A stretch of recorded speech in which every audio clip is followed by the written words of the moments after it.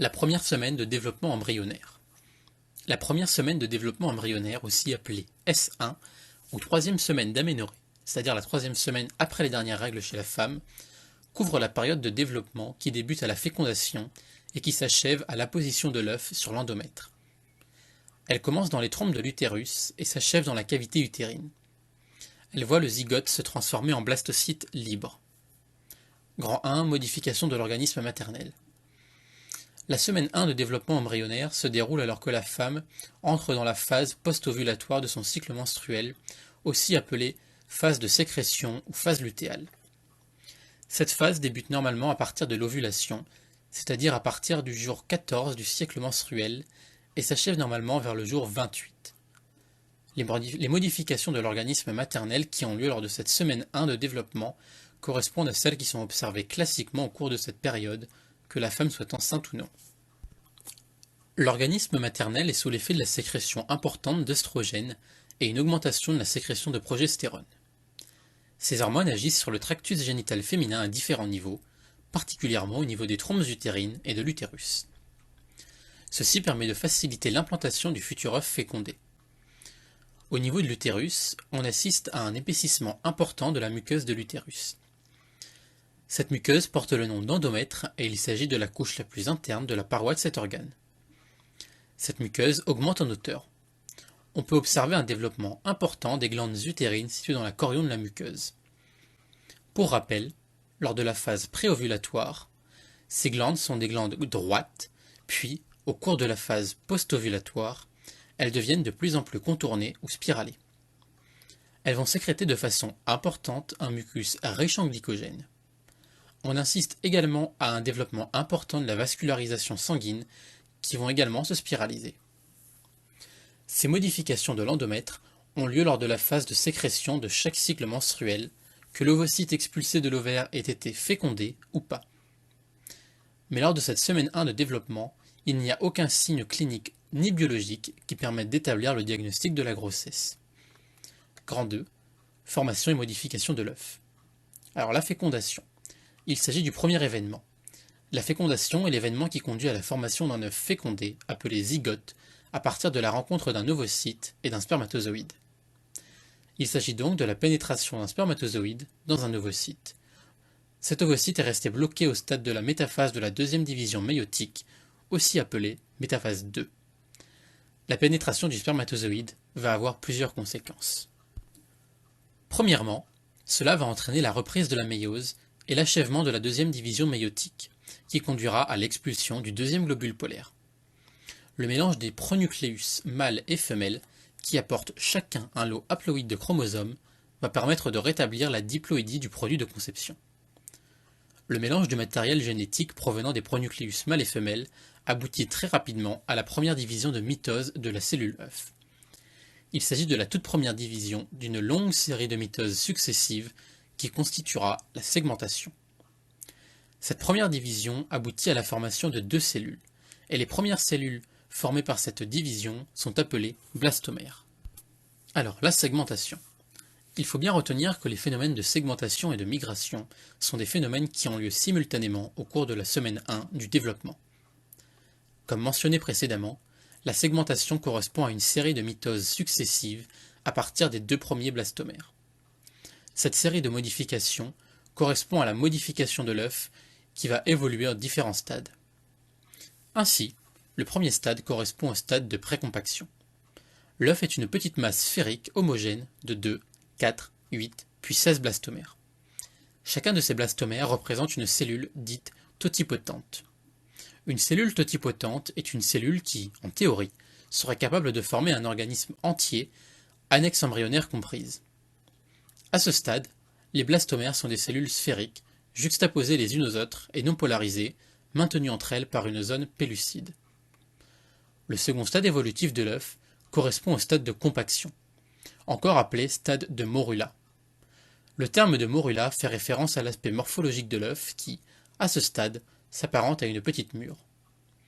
La compaction, quant à elle, fait référence au fait que le nombre de blastomères augmente, mais la taille globale de la petite sphère est toujours équivalente à celle de l'ovocyte. Ainsi, le nombre de blastomères s'accroît pour passer de 16 à 64. À ce stade, il est possible de distinguer deux populations de blastomères. La première, en périphérie, est une population de cellules qui, morphologiquement, commencent à s'aplatir et à se polariser avec un pôle apical recouvert de microvillosités. Elles sont toujours recouvertes par la zone pellucide. Ces cellules deviennent jointives entre elles pour former une couche continue de cellules qui seront à l'origine du tropoblaste. Le tropoblaste sera à l'origine des tissus extra-embryonnaires, mais pas tous. Le mésenchyme extra-embryonnaire provient, lui, de l'épiblaste primitif, qui a pour origine la masse cellulaire interne. Une autre population, centrale, de cellules non polarisées seront à l'origine de la masse cellulaire interne. Cette masse cellulaire interne donnera naissance à l'ensemble des tissus embryonnaires. Ces cellules sont des cellules pluripotentes. Leur potentiel de différenciation se restreint. On les appelle également cellules souches embryonnaires ou cellules ES. Ces cellules vont être capables de donner naissance à l'ensemble des cellules dérivées des trois feuillets embryonnaires primitifs, soit environ 200 types de cellules différentes. Mais contrairement aux blastomères du stade précédent, du stade de précompaction, elles ne pourront pas donner un organisme entier et les annexes embryonnaires. Le stade suivant, le stade morula, correspond au stade blastocyte. Celui-ci survient lorsque du liquide s'infiltre à l'intérieur de la morula, refoulant les cellules centrales de la masse embryonnaire à un pôle de l'œuf contre le tropoblaste. La masse cellulaire interne devient ainsi excentrée et une cavité liquidienne se forme. Elle correspond au blastocène. À un stade ultérieur, la zone pellucide se résorbe par une lyse enzymatique réalisée par une strepsine, ce qui va entraîner la mise à nu de l'œuf au stade blastocyte. On parle alors du stade d'éclosion. À jour 5, jour 6, vers la fin de la semaine 1 de développement, le blastocyte est aussi débarrassé de la zone pellucide. Il est délimité par une couche continue de cellules correspondant au tropoblaste. La masse cellulaire interne se retrouve accolée au tropoblaste au niveau d'une région qui constitue maintenant le pôle embryonnaire de l'œuf. Le blastocène forme une cavité liquidienne excentrée. Migration de l'œuf. Pendant que l'œuf fécondé se divise et se transforme en blastocyte libre, il subit une migration du lieu de la fécondation vers la cavité utérine. Cette migration se fait le long de la trompe utérine et est progressive. Elle est permise grâce à trois phénomènes conjoints. D'une part, les contractions de cellules musculaires lisses qui appartiennent à la musculeuse de la paroi de la trompe. Ces contractions musculaires vont être à l'origine du péristaltisme qui va favoriser le déplacement de sécrétions produites par les cellules glandulaires appartenant à la muqueuse des parois de la trompe. Ces sécrétions, en plus de fournir un substrat utile à l'œuf potentiellement fécondé, permettent de baigner celui-ci et donc son déplacement. Ce déplacement est également favorisé par des battements de cils situés au pôle apical de cellules épithéliales appartenant à la muqueuse des parois de la trompe. Pour rappel, la musculeuse correspond à la couche moyenne de la paroi tubulaire et la muqueuse correspond à la couche la plus interne, et comme la plupart des muqueuses, est composée d'un épithélium, d'une membrane basale et d'un chorion sous-jacent. Le déplacement spatio-temporel de l'œuf peut se résumer ainsi. Jour 0, fécondation qui se produit dans le tiers externe de l'ampoule. Jour 1, jour 2, la première division mitotique qui donne naissance aux 2, puis 4 premiers blastomères. L'œuf comprend alors 4 blastomères et se situe maintenant dans le tiers interne de l'ampoule. Jour 3, 8 blastomères ont migré jusqu'à l'isthme. Jour 4, l'œuf qui entre dans la cavité utérine a atteint le stade morula. Jour 5, l'éclosion a lieu et donne naissance à un blastocyte libre présent dans la cavité utérine. Jour 6, la première phase de nidation se met en place. Il s'agit de l'apposition qui correspond à un accolement du blastocyte à l'endomètre étant la muqueuse de l'utérus, couche la plus interne de la paroi de cet organe. Apposition du blastocyte sur l'endomètre. Cette apposition constitue la première étape d'un processus appelé la nidation et qui est un événement important de la deuxième semaine de développement. Ainsi, la nidation, encore appelée implantation, est un événement majeur de la S2 du développement et commence à la fin de développement vers jour 6. Elle commence par un accolement du blastocyte libre à l'épithélium de l'endomètre. Cet accolement se fait par le pôle embryonnaire de l'œuf et doit respecter une fenêtre spatio-temporelle optimale afin que la nidation ait une chance de se réaliser de façon efficace.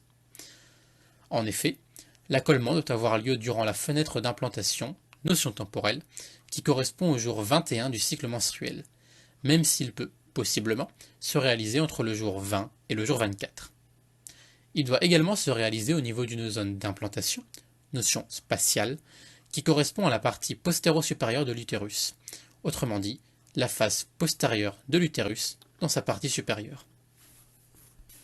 Enfin, les pathologies de la première semaine. Au cours de la semaine 1 de développement, des événements peuvent survenir et entraver le développement normal de l'œuf. Parmi ces événements, on peut citer l'arrêt du développement, responsable de fausses couches très précoces. Ceci correspond à la mort de l'œuf qui se traduit à l'échographie par un œuf clair. Cet arrêt du développement peut être causé par des altérations génétiques, plus particulièrement par des aneuploïdies chromosomiques pouvant résulter d'une mauvaise division lors de la méiose maternelle ou paternelle. On parle alors d'accidents prézygotiques ou d'anomalies mitotiques post-zygotiques au moment des mitoses de la segmentation. À noter qu'au moins 50% des produits de conception sont éliminés pour une très grande majorité au cours de la semaine 1. On peut également citer la conception de jumeaux, bien que celle-ci ne constitue pas, en soi, une pathologie. Les vrais jumeaux sont qualifiés de jumeaux monozygotes car ils partagent le même patrimoine génétique. Ils résultent la plupart du temps d'évolutions indépendantes des deux premiers blastomères qui vont évoluer chacun pour leur propre compte, aboutissant à 2 morulas puis 2 blastocytes. Les faux jumeaux sont qualifiés de jumeaux dizygotes car ils n'ont pas le même patrimoine génétique et résultent de la fécondation de 2 ovocytes différents expulsés lors du même cycle menstruel.